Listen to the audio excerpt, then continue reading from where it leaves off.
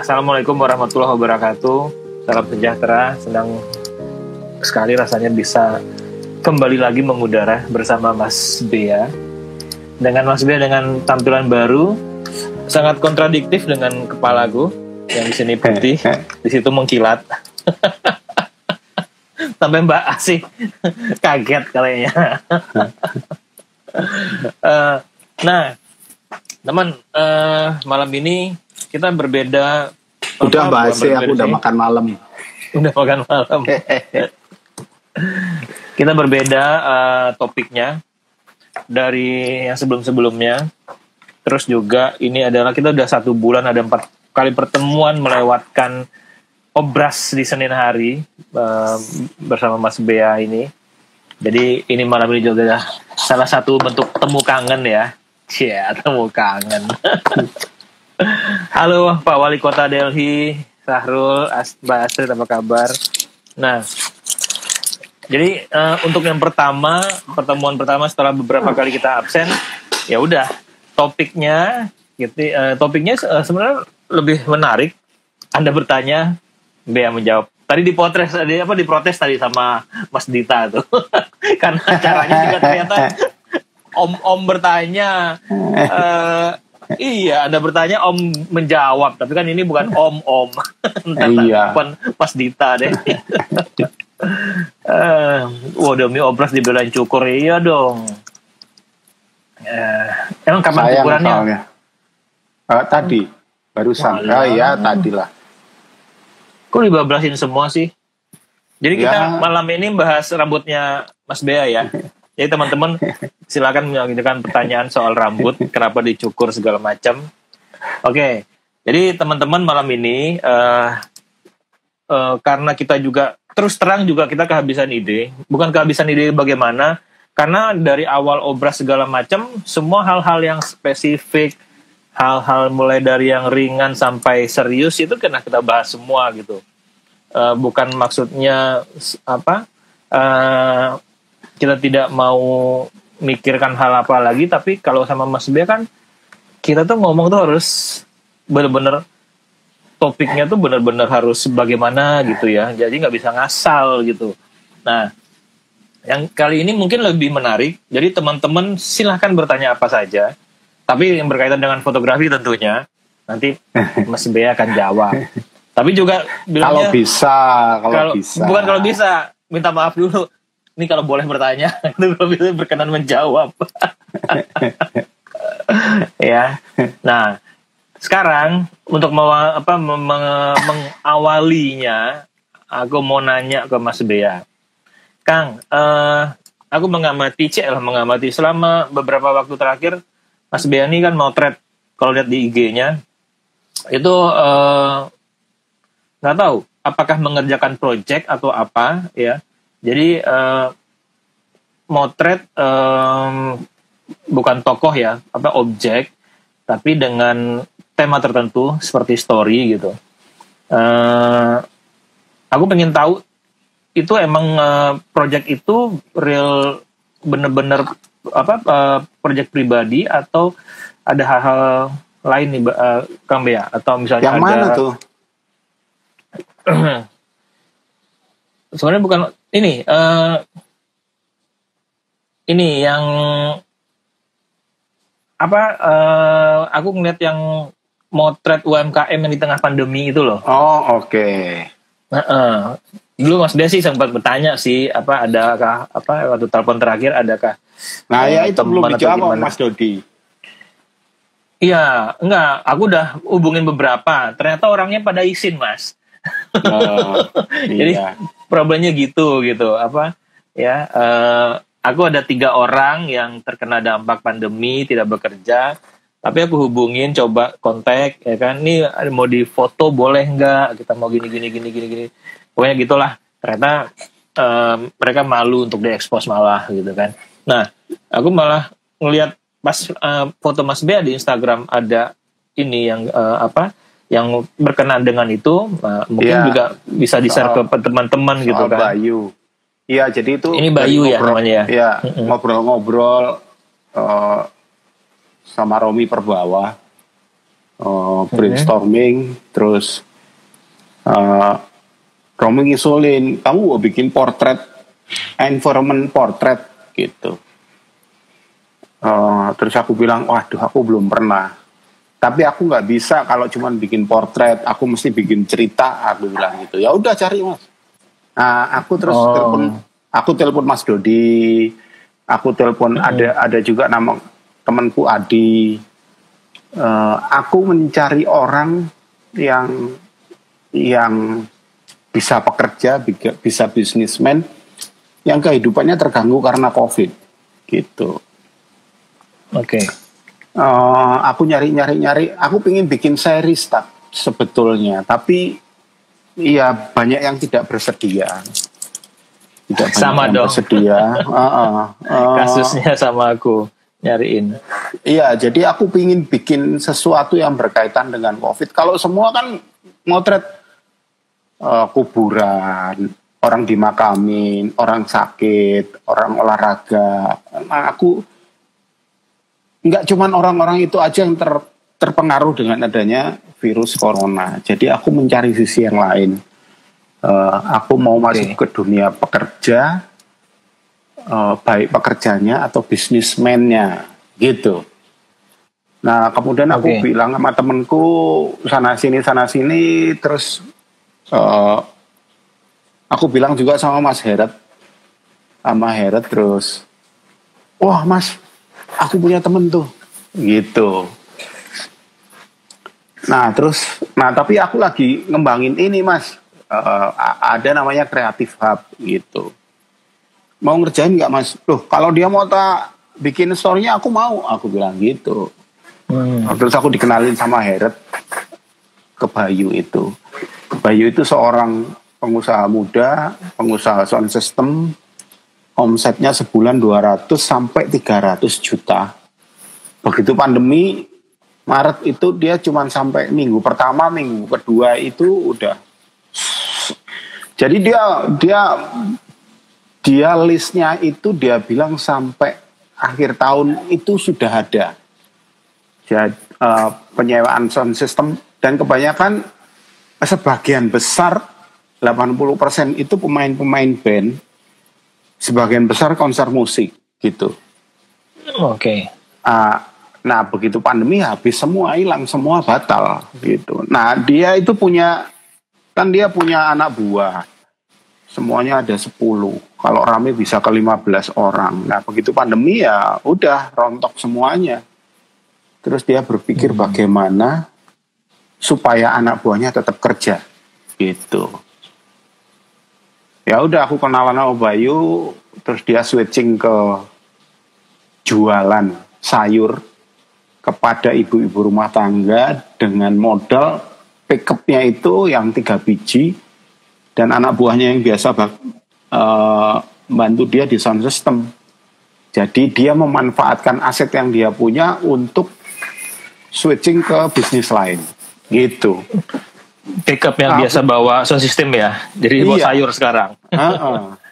Nah, jadi aku dapat cerita dan aku dapat yang tak cari foto portrait environment. Jadi portraitnya itu nggak ketat tapi ada sekelilingnya bercerita gitu.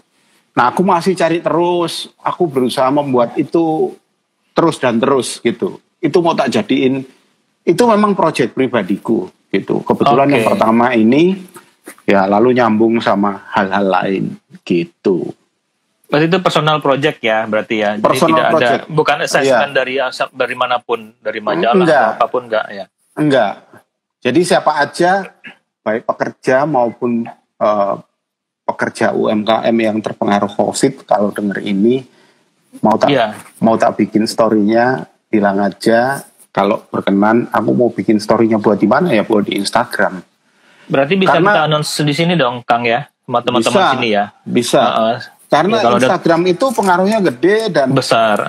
Ketika aku bikin itu, lalu Bayu juga mendapat feedback bagus, mendapat bantuan dari beberapa orang lain, perusahaan lain, gitu. mungkin tidak selalu berakhir seperti itu, tapi peluang ke sana itu ada gitu. Iya. Gitu. Oke. Berarti aku juga ada kesempatan dong dibikin story dong. Aku kan sampai 2021 tripku memble. Kan kayak jeruk makan jeruk jadinya.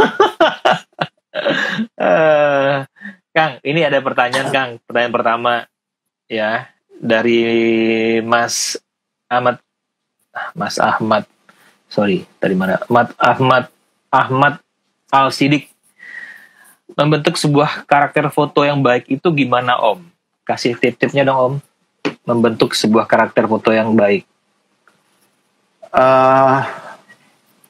Gimana ya?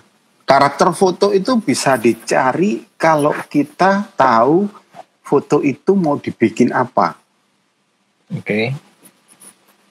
Terus harus bercerita bagaimana.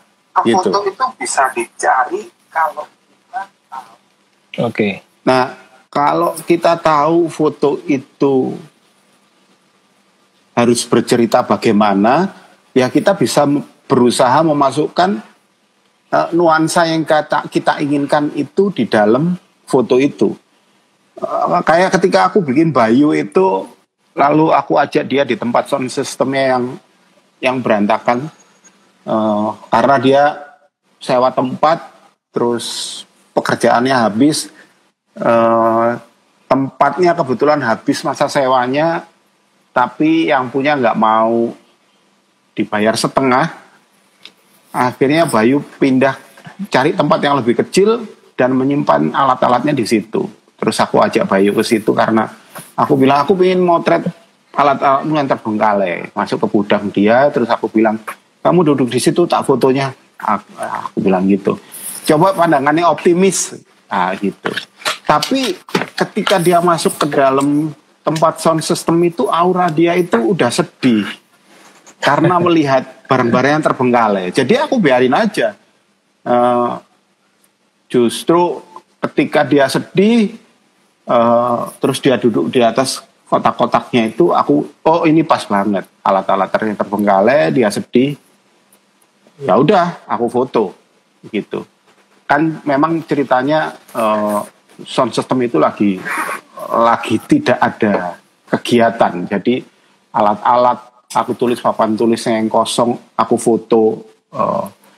Nah, kita harus paham bahwa story itu berhubungan dengan apa dan bercerita tentang apa, gitu. Jadi ketika Bayu sedih, aku merasa ini pas nih, aku harus ambil candid. Jadi aku nggak arah-arahin Bayu lagi untuk begini, untuk begitu, enggak, begitu. Jadi karakternya memang di tempat itu sedih. Gitu. Jadi kita harus tahu, posenya harus sedih. Nah, sekarang tergantung kita. Kalau kita pinter ngarahin pose, ya kita bisa memesan dia untuk sedih. Tapi karena aku nggak pandai, ya aku biarin aja. Tapi ya sejak masuk tempat itu dia itu raut mukanya itu udah jelek banget. Jadi ya udah aku biarin aja. Gitu.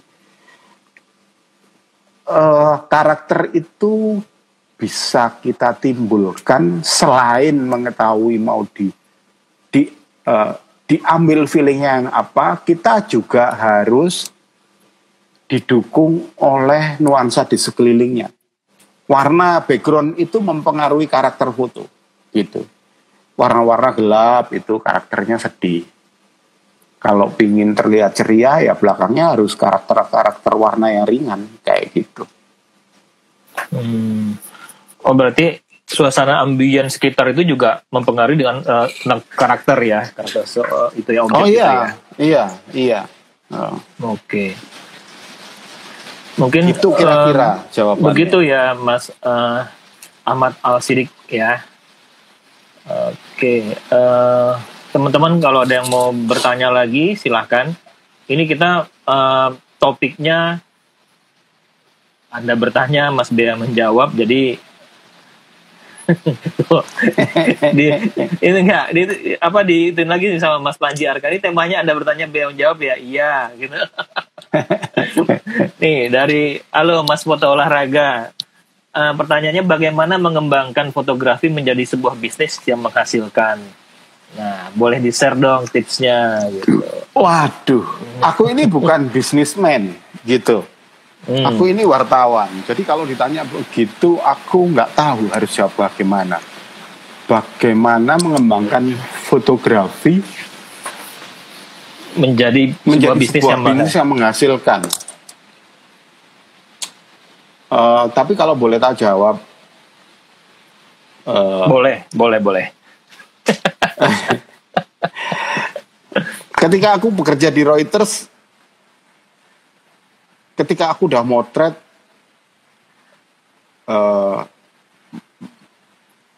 ketika aku masuk di media di Indonesia, tunggu ya.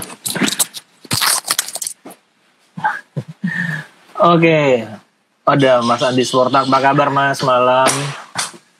Aku pikir ternyata tukang jual nasi goreng. Ya, Oke. Nasi goreng. Oke. Sendong. Aku hidup dan mati itu di Foto. kerja di media. Iya. Tapi kalau aku boleh ambil resumenya, ketika aku di Reuters, aku selalu diingatkan bahwa ini benar, ini betul, kita bekerja di perusahaan pers. Jalur kita adalah jurnalistik. Tetapi harus diingat bahwa ini adalah sebuah bisnis. Gitu. Oke. It's mean apa? Gitu. It's mean mereka bilang gini. Kalau kamu motret kamu jelek, siapa yang mau ambil foto kamu? Siapa yang mau pakai foto kamu? Kalau nggak ada yang pakai foto kamu, kalau semua orang mau motret jelek dan foto-fotonya jelek dan nggak ada yang pakai, lalu perusahaan kita dapat pemasukan dari mana? Gitu. Harus diingat walaupun ini dunia pers, bahwa kita bekerja di koridor jurnalistik, kita tetap menjalankan sebuah bisnis agar perusahaan ini bisa tetap survive. Gitu. Nah, bagaimana cara kamu sebagai karyawan membantu bisnis ini tetap running gitu? Yang paling utama ya kamu harus membuat foto sebagus mungkin. Dan tidak ada yang punya. Ketika fotomu bukan foto satu-satunya, maka kamu mengurangi peluang kamu sendiri untuk foto kamu bukan satu-satunya peluang bahwa foto itu akan dipakai. Ketika foto itu ada kembarannya. Jadi selain kamu harus memotret bagus, kamu harus membuat cerita yang orang lain tidak membuatnya. Gitu. It's mean apa? It's mean kalau kita ingin berbisnis, mengembangkan bisnis fotografi, bikinlah bisnis fotografi yang tidak punya saingan, gitu. Selain fotonya bagus, kamu harus mengembangkan sebuah spesifikasi yang orang lain nggak bisa mengerjakan. Atau kalau ada yang mengerjakan, sedikit yang bisa, gitu. Makin sedikit yang bisa, makin berkurang sainganmu, gitu. Itu yang harus kamu pikir, gitu. Sekarang semua orang memotret. Artinya apa? Saingan makin banyak. Tapi ingat, dengan semua orang memotret, semua orang paham bahasa visual. Artinya, kemungkinan foto bisa dijual itu makin banyak dibanding zaman dulu. Kalau buat aku. Tinggal gimana kita cara mengambil bahwa yang kita hasilkan itu spesifik, orang lain nggak bisa bikin atau hanya sedikit yang bisa, gitu. Itu kira-kira tipsnya. Jadi kalau kamu ingin mengembangkan bisnis fotografi, ya kamu harus berpikir kelebihanmu ada di mana, terus kamu mau bikin bentuk bisnis fotografi seperti apa, gitu. Kan nggak harus motret, gitu. Bisa jadi kamu bikin agensi, mengumpulkan fotografer, bisa jadi kamu menyewakan kamera, bisa jadi kamu membuat bisnis webinar yang berhubungan dengan fotografi. Tapi jangan gitu. Kayak foto travel kayak OI lagi ya. Oh. Enggak, sekarang lagi nggak bagus soalnya, nggak ada yang bisa jalan-jalan. Saingannya gede. Tapi, ya. Bukan saingan, enggak. Kondisi sekarang. Nah, dulu gini. Kayak yang dilakukan Mas Dodi itu. Aku dengar banyak yang suka karena apa? Karena dulu itu selalu memperhatikan. Pokoknya kalau ikut Dodi makanannya pasti enak gitu. Jadi mereka punya hal lain selain motret gitu. Dodi itu kalau makan pasti nggak pernah ngirit, nggak pernah sayang-sayang, pasti dicariin tempat yang paling bagus gitu. Nah itu aku dengar dari orang lain. Nah itu spesifikasi gitu, spesifik yang orang lain nggak punya gitu. Jadi Mas foto olahraga, kalau pingin bikin sesuatu ya yang orang lain nggak bisa, gitu. Silakan dicari sendiri jawabnya apa itu, gitu. Tapi aku terus terang surprise loh dengan jawaban Mas Bea. Maksudnya dalam artian sekelas Mas Bea yang bekerja di agensi besar gitu, itu juga emang ditanamkan agensi itu sebuah bisnis gitu. Dan tapi poinnya agar bisnis itu tetap jalan, kita harus berkarya sebaik mungkin gitu kan. Iya. Ya kan? Berkarya, bikin foto. Nah, bikin foto yang baik saja belum tentu bisa membuat kita berbeda dari yang lain. Bikin foto yang baik dan eksklusif ya, kalau saya garis bawahi eksklusif, orang lain belum ada gitu kan.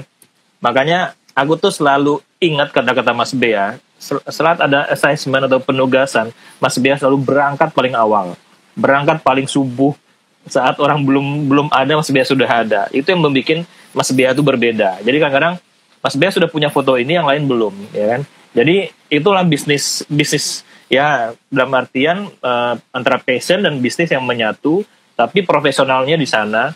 Jadi router itu juga dalam tanda kutip besar karena orang-orang seperti Mas Bea ini gitu.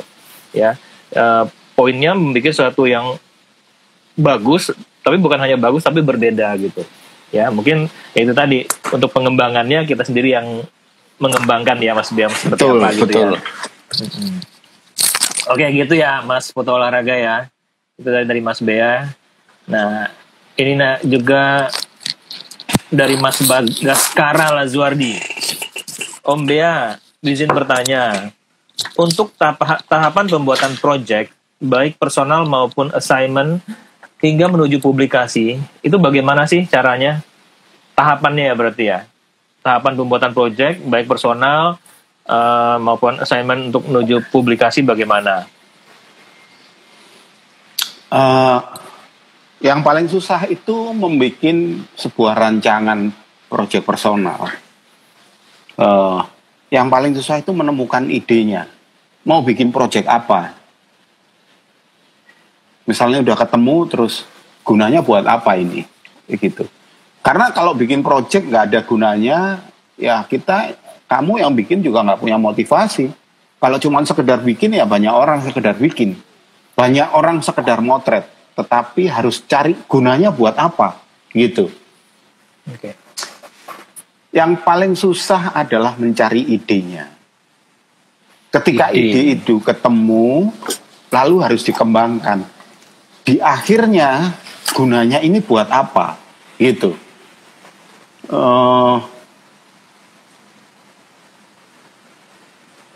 Ketika ide itu udah ketemu, udah dituangkan di atas kertas, lalu dicari sasarannya, gitu. Dicari sasarannya, maksudnya idenya udah ketemu, terus at the end gunanya buat apa? Satu hal yang harus dicari adalah cerita itu akan dikeluarkan dalam platform apa, gitu, di mana? Di Facebook, di Instagram, di sebuah buku, web, atau untuk disubmit pada sebuah lomba, gitu. Itu harus ditulis lebih awal, maksudnya dirancang lebih awal, gitu. Jadi kita tahu, oh ini buat lomba, oh ini buat dijual ke majalah, atau oh ini buat sekedar hanya buat Instagram, ini buat Facebook, gitu. Nah itu kita harus tahu itu buat apa. Kenapa? Karena lalu masing-masing punya spesifikasi yang berbeda. Untuk di web, spesifikasinya berbeda lagi.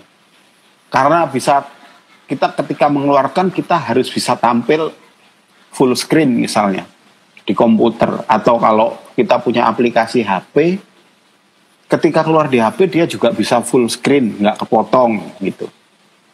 Jadi hasil akhirnya kita harus tentukan dulu mau buat apa gitu. Ketika itu udah ketemu semua, nah baru cari proyeknya itu apa, sasarannya siapa sekarang yang mau dicari. Misalnya kayak aku tadi bikin ide itu, lalu mencari orangnya gitu, mencari orangnya sekarang gitu. Nggak semua orang mau gitu, ada yang mau, tapi nggak semua orang nggak mau. Ya, handicapnya ada lagi, tapi ya tergantung kita mau kita teruskan apa enggak gitu. Kalau rancangannya di atas kertas itu sudah selesai, kita udah tahu mau dibuat apa dan gunanya buat apa, itu paling enak. Lalu kita tinggal cari orangnya. Ya, kalau orangnya nggak dapat, ya tergantung kita lagi, proyek itu mau di-drop atau mau diteruskan. Tapi satu hal bahwa yang saya percaya selama ini, semua itu soal konsistensi. Bukan lagi soal bakat kalau aku bilang. Mungkin secara fotografis bakat fotoku nggak banyak gitu. Tapi aku lebih percaya pada konsistensi gitu. Jadi kayak aku mungkin telepon hal ini ke Mas Dodi udah berapa lama? Aku baru dapat 1 sampai sekarang gitu. Ya. Kita tinggal menantang diri kita aja mau diterusin apa enggak gitu. Tapi kalau aku ketika aku sudah berhasil 1, aku yakin akan berhasil yang lainnya gitu.